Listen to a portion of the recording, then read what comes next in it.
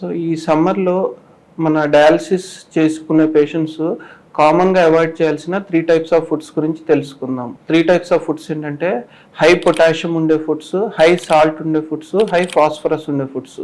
So high potassium ఉండే foods అంటే coconut water కానీ, మ్యాంగోస్ కానీ, బనానాస్ కానీ, లేకపోతే ఓఆర్ఎస్ కానీ ఇవన్నీ హై పొటాషియం ఉండేవన్నీ మన కిడ్నీ ప్రాబ్లం ఉన్న వాళ్ళు స్పెషల్లీ డయాలిసిస్ పేషెంట్స్ బయటికి పంపించలేరు. సో దానివల్ల పొటాషియం అనేది బాడీలో పెరిగిపోయి మజిల్ వీక్నెస్, హార్ట్ రేట్ తగ్గిపోవటం చాలా డేంజరస్ అయ్యే ప్రమాదం ఉంటుంది. సెకండ్ థింగ్ హై ఫాస్ఫరస్ ఉండే పదార్థాలు అంటే కామన్గా మనకి షుగరీ డ్రింక్స్ కానీ లేకపోతే సోడాలు, ఎక్కువ డ్రై ఫ్రూట్స్ ఇవన్నీ ఫాస్ఫరస్ ఎక్కువ ఉంటాయి. సో ఇవన్నీ ఎక్కువ తీసుకుంటే ఈ ఫాస్ఫరస్ అనేది కాల్షియంతో కలిసి డిపాజిట్ అయ్యి బ్లడ్ వెజల్స్లో బ్లడ్ ఫ్లో తగ్గించి మనకి హార్ట్ స్ట్రోక్ రావటం, బ్రెయిన్ స్ట్రోక్ రావటం, కాలికి రక్త ప్రసరణ తగ్గిపోవటం ఇవన్నీ వస్తుంది. Third thing high salty foods. Summer అనగానే మనకి మెయిన్ గుర్తుకొచ్చేది ఆవకాయ, అప్పడాలు, పచ్చళ్ళు, సాల్ట్ ఉండే ఫుడ్స్ లేదా ప్రాసెస్ ఫుడ్స్, బేకరీ ఫుడ్స్ ఇవన్నీ హై సాల్ట్ ఉండటం వల్ల స్పెషల్ గా డయాలసిస్ పేషెంట్స్ ఏంటంటే ఆ సాల్ట్ ని బయటికి పంపించలేరు. సో ఆ సాల్ట్ అనేది మన బాడీలో ఎక్కువ ఫామ్ అయిపోయి బీపీ పెరగటం,